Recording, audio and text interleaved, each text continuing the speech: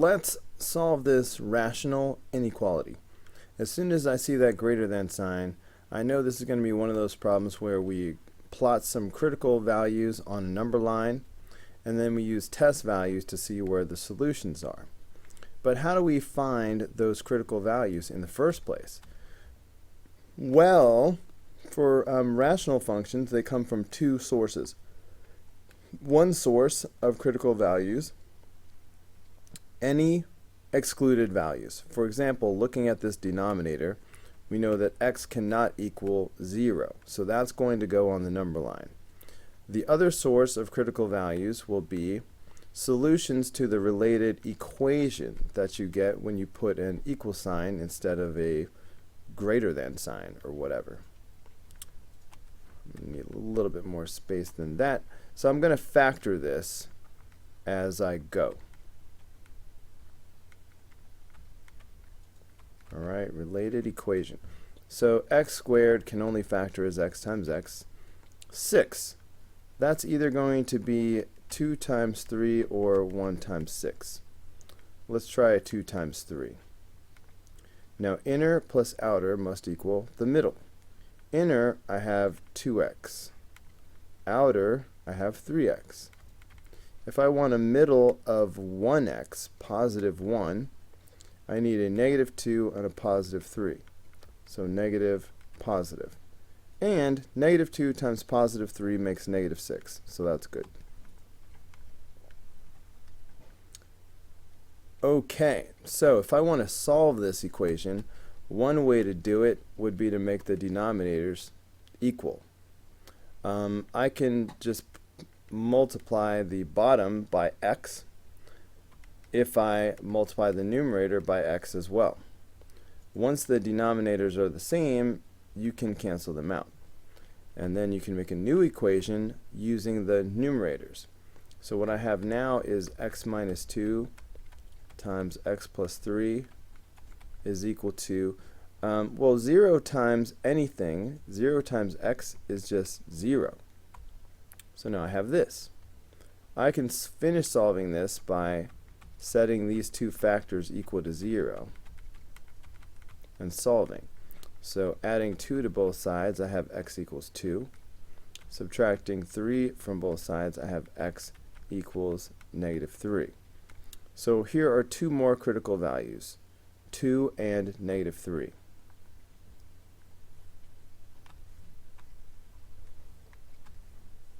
Alright, so x equals 2 and x equals negative 3. So these are the three critical values that are going to go on my number line. So let's go ahead and draw the number line. So let's see, I have three values, so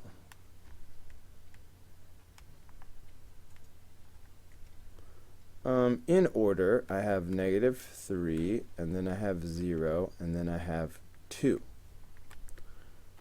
Critical values are always graphed as open circles, because an open circle means that this particular value is not included in the solution. And of course, excluded values are illegal, and they are not to be included in any solution.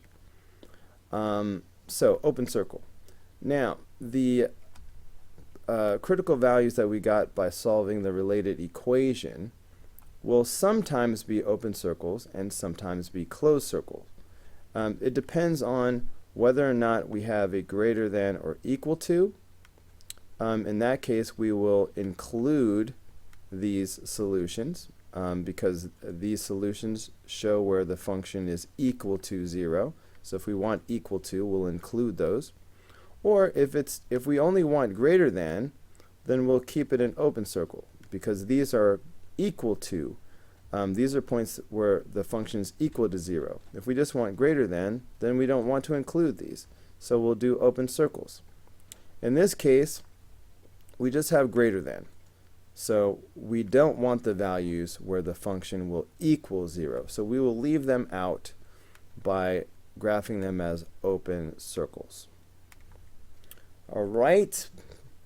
Now we need some test values to locate where the solutions are. So to the left of negative 3, we could pick values like -4, -5, or -6. Between -3 and 0, we could pick values like -2 or -1. Between 0 and 2, we can choose values like 1. And beyond 2, we can do values like 3 or 4 or 5. So these are the values that I'm going to use. Okay, so just to make my life easier, I'm going to use my TI-30 XS Multiview. So I'm going to put in the expression x squared plus x minus 6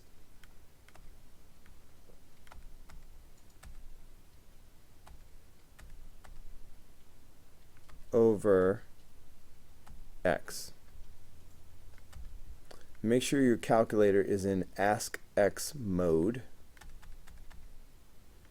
Alright, and I'm going to check -4 and -2 first. So -4 and -2. So I get -3 over 2 and 2.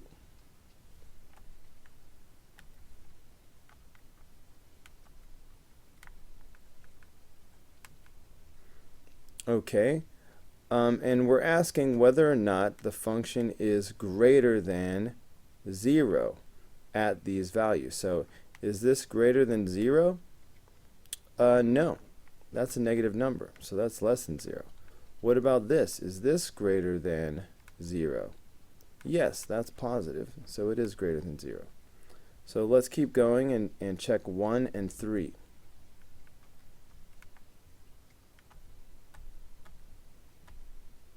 Alright, I get -4 and 2. So again, we want to know, is the function greater than 0? So is -4 greater than 0? No. Is 2 greater than 0? Yes. The yeses show us where the solutions are. So -2 turned out to be a solution to the inequality. So that means all of these points in here are solutions. 3 was a solution. So that means every point in this area will be a solution. And this just disappeared. I'm not sure why it does that sometimes. So this is a graph of my solution set. So I can go ahead and now write my solution set using interval notation. So for this part, it goes from -3 to 0. And I'm going to use parentheses instead of square brackets, because parentheses are another way of showing that these values are not included, just like open circles. And then we'll say union, and this part of the solution goes from 2 to infinity. And again, round parenthesis on the 2, because 2 is not to be included, as indicated by the open circle. So 2 to infinity. So this is the complete solution in interval notation. So let's look for it among the answers. So I have -3 to 0, and then 2 to infinity. Well, infinity never gets a square bracket. So here, how about this? -3 to 0, union 2 to infinity. The answer is B.